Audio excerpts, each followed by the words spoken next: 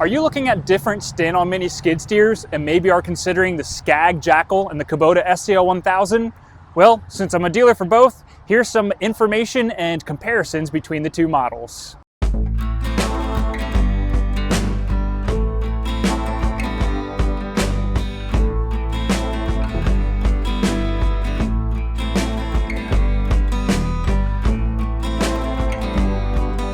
Hey guys, Zach here from Kubota of Lynchburg, and today I wanted to go over two of our mini stand-on skid steers, the Kubota SCL1000 and the SCAG Jackal.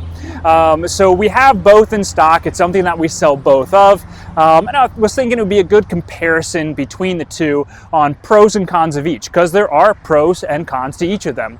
I like things about each machine, and maybe if you're looking at your research and comparing to dingoes or toros or ditch witches or something, you'll learn something here that you might like. So I'm going to go over some of the basics. I don't know all the mechanical and the hydro motors and everything like that, but the basics as an operator or an owner, what you're going to want to know. First thing I did, which is kind of, address the obvious, is the Kubota has a little bit higher lift hinge pin height than the Jackal. It's not a ton. It is actually technically only 1.7 inches between the two, but the Kubota will lift a little bit higher. Now, something about the Kubota is it does have less lift capacity. So this one is only rated for about 1,000 pounds of lift capacity. What it'll actually do, there's videos out there of how much it'll actually pick up. I think we've got a video on how much the SCAG Jackal will pick up, but it's rated for 1,000 pounds, where this one is rated for 1,125 pounds. So more than a 10% increase. You say that's not a big deal. It's a more than 10% increase. What I've found is that the Kubota is very tippy. Their Kubotas are known for tipping over on these SCL1000, so be careful on hills and slopes and keep your bucket low to the ground. But this feels a lot more comfortable, and that might be because this is a little bit of a wider machine. We'll get to that later. But it also might be because there's actually more counterweight on this machine. While they're very similar in weight, I think they're rated at within 40 pounds of each other in actual operating weight. This machine has a 12-gallon fuel capacity. And let's see, I'll show you underneath the hoods real quick, or at least on the Kubota. So the Kubota, little easy access right there. Pop it up. This is your fuel tank right here. So it's at the front of the machine, which is great, easy access to it, but it doesn't do anything additional as far as counterweight.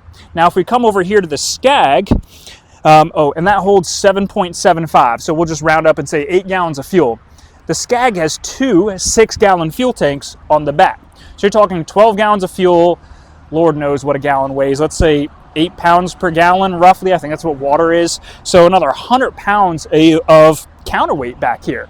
Like, that's huge to have this extra fluid weight if both your tanks are full as counterweight when you're lifting. So when I use this machine, I can feel a lot more stable, a lot more sturdy, and it will pick up significantly more weight because it has this with those tanks full. So keep that in mind. The fuel holds more fuel, but it's also, the fuel is optimized. It's sitting back here. And they got it pretty well protected. You shouldn't be able to damage this thing. I'm sure someone will, but should be pretty difficult. So let's talk about underneath the hood. You can see the Kubota one. We'll start here. You've got your diesel fuel tank, fuel water separator, fuel filter, very easy to access, hydraulic oil, easy to access with checks and everything like that. You can see your sight gauges here. Battery's pretty easy access to jump, and your air filter's pretty easy. Your engine oil filter, I'm sure it's back there somewhere. How you access it, Lord only knows, not me right now. I should probably learn that. But it's a lot of stuff right here, but everything is pretty easy. Now, if you have hose issues, something comes loose down there, yeah, it's going to be tight to work in. This is where I love the SCAG on this one. Open this up, and it is wide open and easy. These panels pop off as well. There's just one bolt that holds them on there, and they'll pop right out. You can basically loosen this nut, and it slides right off, so you do have very easy access. So you've got your hydraulic oil, you've got all your hoses and piping going back through, your air filter, your battery. Again, Lord knows where your oil filter is. It's somewhere there on the engine. Again, I should probably learn that before I start these videos. But anyway, you have easy access to everything. That is one really nice thing about the SCAG, is this hood pops up, and also metal versus plastic. Don't ask me why they did plastic. I really don't know, because all the Kubota tractor hoods and everything are metal. But I like the easy accessibility, partly because I have mechanics here that work on them, and it makes it easier for them, which makes it easier for me in the long run. And LED lights on both of these machines. This one has dual front LEDs. Tie down points on the front of these, tie down points on the front of Kubota. Nice little tie down points. Kubota does have one LED light up here, and really one's plenty. You don't really need two, but two is two. It's a little bit more. I guess if we look at this Jackal that's back here behind me, we can see you've got a whole bunch of different attachments. And both of these machines do come standard with an auxiliary drain valve, so that is nice. A lot of the other brands don't have this, so a case drain or a drain valve, pressure relief valve, whatever you want to call it, both these machines do come standard on them.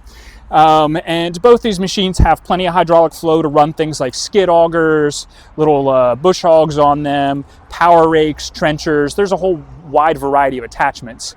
Now, something I've noticed, and I probably need to do more research on, is the SCAG Jackal will actually have a 2-pin coupler system. I'm going to lower this loader just a little bit, show you guys.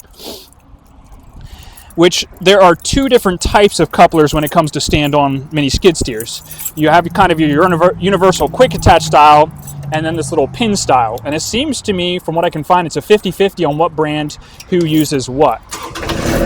This is a much louder engine as well. I'll talk about engine next, but this is a louder engine.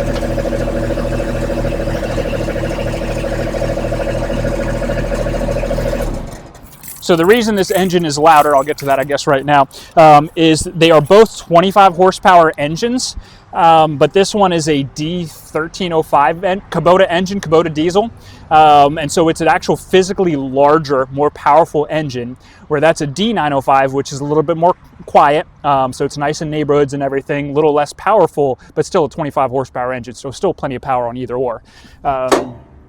So if we look here, we have a quick attach system where you pull your pins up and you rotate them, and you basically unlock your quick coupler on it. So that's the pin style, locked and unlocked. And then Kubota has a quick attach style, which I'll drop the loader on this one, and you'll kind of hear the volume difference through my mic, I guess. A little bit quieter engine. Oh, there's something I'll mention. I don't need keys for this. The Kubota is a keyless start. It has a code to it, and so all you have to do, although I shut it down and now I got to figure out how to start it back up.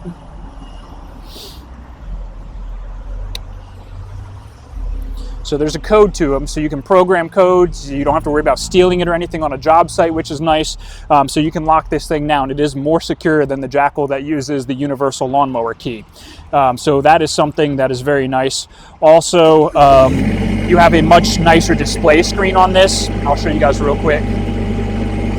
Oh, I got it locked. So my display screen on this one is going to be much more informative. You're going to have your RPMs, your engine hours, your temperature, your volts. You can see the little green person right there. If I step off the platform, it turns red because it's not sensing that I'm there anymore. Fuel gauge. So much nicer. You also have a float button, and that's your stop and start. 12-volt outlet for like charging your phone. And these are the controls. And these are the controls and display on the SCAG. So very similar, float, lights, throttle, controls. This one is more of your standard skid steer style control, where the Kubota has a more twist lever style. It takes a couple seconds getting used to, but once you get used to it, either or is fine. A little bit less display information here, which means less to go wrong, honestly, but you do have the old key switch. This is the handle on the Kubota, where this is going to rotate and move and forward and back and everything like that. So it takes a little bit of getting used to, but not a ton. Let me unlock my hydraulics here. Notice how these loaders hinge forward and back on this pivot area. So that is a bonus for the Kubota. The Kubota hydraulics are always smoother than any other brand out there, and that translates as well to this SCL1000. So it is a smoother hydraulic system. Nobody beats the Kubota hydraulics. That is something I've always noticed, that it is very sensitive, very responsive, and honestly, I like the loader frames of the Kubota better. I like the way they're designed and built. Maybe it's because I'm a tractor guy, but the way the hoses are routed, the actual loader frames, all these grease pins are greasable, or these pivot pins are greasable. If you notice the Jackal, they're all solid pins. There's no grease fittings on any of them. Now they say with the bosses and the way they're designed, they're good for thousands of hours of use. But for me, a tractor construction guy, I like grease. Grease on it means it's not going to wear. So I do like that about the Kubota system. It is greasable. Anyway, back real quick to the quick coupler. This is kind of your universal style that you're used to. You can pull these pins and you can attach or detach your bucket and go to, let's say, pallet forks and other stuff very easily.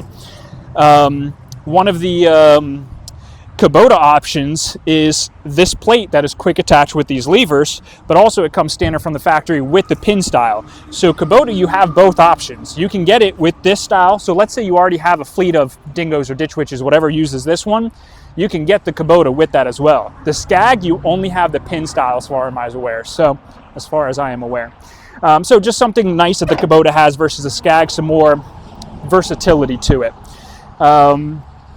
Let's see, where was it going? Oh yeah, the tracks and stuff. So I don't know which track is going to be better, the one with more ribs or the other one. I'm sure it depends on whether you're concrete or dirt. But the Kubota does have a dual ribbed, so two sections of their front roller here.